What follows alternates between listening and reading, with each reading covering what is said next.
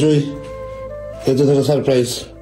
আমি এগুলো সারপ্রাইজ এখন নিব না, এই শীতের রাতে আমার সারপ্রাইজ লাগবে না। না না না, ধরে দেখো না কি সারপ্রাইজ। না না, আমি জানি তুমি আমাকে এখন রান্না না না রান্না করাবো না, তুমি ধরে দেখো এটার ভিতরে সারপ্রাইজ আছে। আমি রান্না করতে হবে না, বললাম তোরে বাবা।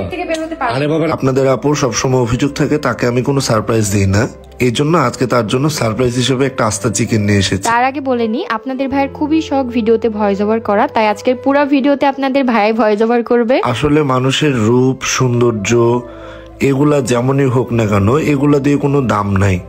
মানুষের মন, মানুষের অন্তর, এটাই জরুরি। আপনাদের আপু দেখতে যেমনই হোক না কেন, তার ব্যবহারটা অনেক সুন্দর, সে আমার জন্য অনেক কিছু করে। আসলে তাকে পেয়ে আমি ধন্য, কেননা এরকম বউ সবাই পায় না, আমি পেয়েছি। যারা আমাদেরকে, আমাকে, আমার ওয়াইফকে অপছন্দ করেন, হেট করেন, তাদের উদ্দেশ্যে বলতে চাই, তারা আমাদেরকে হেট করে কোনো লাভ নাই।